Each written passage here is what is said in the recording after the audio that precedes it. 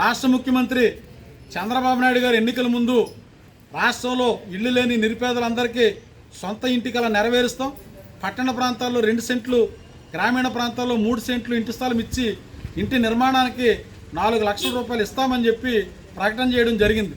ముఖ్యమంత్రి గారు ఆయన అధికారంలోకి వచ్చి 10 నెలలు కావస్తూ ఉంది. గత 2 నెలల కాలంగా కమ్యూనిస్ట్ పార్టీ రాష్ట్ర వ్యాప్తంగా ఇల్లు లేని వేళ నిరుపేదలతోటి వాళ్ళ యొక్క వ్యక్తిగతమైనటువంటి అర్జీల్ని కలెక్టర్ కార్యాలయాల దగ్గర నుంచి సచివాలయాల వరకు దరఖాస్తులు సమర్పిస్తూ ఉన్నాం. ఇప్పటికి రాష్ట్ర వ్యాప్తంగా 23 లక్షల దరఖాస్తులు ఇల్లు లేని పేదలు ప్రభుత్వ అధికారులకు సమర్పించడం జరిగింది. ఇవాళ కమ్యూనిస్ట్ పార్టీ రాష్ట్ర వ్యాప్తంగా ఇల్లు లేని పేదలకు ఇళ్ల స్థలాలు ఇస్తానన్న హామీ అమలు జరపాలని కోరుతూ జరుగుతున్నటువంటి పోరాటం, వ్యక్తిగతమైనటువంటి అర్జీలు వీళ్ళ అధికారులకి సమర్పిస్తున్నటువంటి సందర్భంగా రాష్ట్ర ముఖ్యమంత్రి గారు మంత్రిమండలి సమావేశంలో పేదలకు ఇళ్ల స్థలాలు ఇస్తామని చెప్పి పట్టణాల్లో 2 సెంట్లు ఇస్తాం, గ్రామాల్లో 3 సెంట్లు ఇస్తాం, ఇంటి నిర్మాణానికి 4 లక్షల రూపాయలు ఇస్తామని చెప్పారు. కానీ అది అమల్లో నోచుకోవట్లేదు. దానిపైన మళ్ళీ సీరియస్గా కమ్యూనిస్ట్ పార్టీ పెద్ద ఎత్తున ధర్నాలు, ఆందోళనలు ప్రారంభిస్తున్నటువంటి సందర్భంలో ప్రభుత్వం ఇటీవలగా జీవో ఇవ్వడం జరిగింది.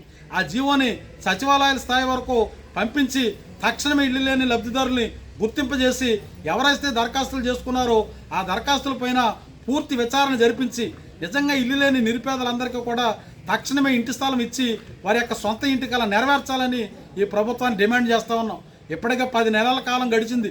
ఇప్పటికే మీరు ఇస్తానన్నటువంటి హామీలో ఒక్క పెన్షన్ హామీ తప్ప ఇతర ఏ సూపర్ 6 పథకాలు అమల్లో నోచుకోవట్లేదు. ఇవాళ అన్ని హామీల కన్నా కూడా పేదలకి సొంత ఇంటి కళ నెరవేర్చడం అనేటువంటిది చాలా ముఖ్యమైనటువంటి హామీ.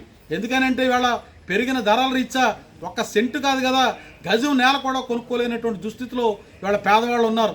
అందుకని ఇవాళ మీరు ఏదైతే గ్రామాల్లో 3 సెంట్లు, పట్టణాల్లో 2 సెంట్లు ఇంటి స్థలం ఇస్తాము, ఒక 4 లక్షల రూపాయలు ఇంటి కట్టుకోవడానికి ఇస్తామని చెప్పింది ఒక ఎన్నికల హామీలా కాకుండా, ఇది గాలిలో కలిసిపోయేటువంటి హామీలా కాకుండా తక్షణమే దాన్ని అమల్లో పెట్టమని కోరుతా ఉన్నాం. ఇప్పుడు పేదవాళ్ళ అద్దెలలో ప్రతి నెల 4 నుంచి 5,000, 6,000 రూపాయలు అద్దెలు చెల్లించలేక తీవ్రమైన ఇబ్బంది పడుతూ ఉన్నారు.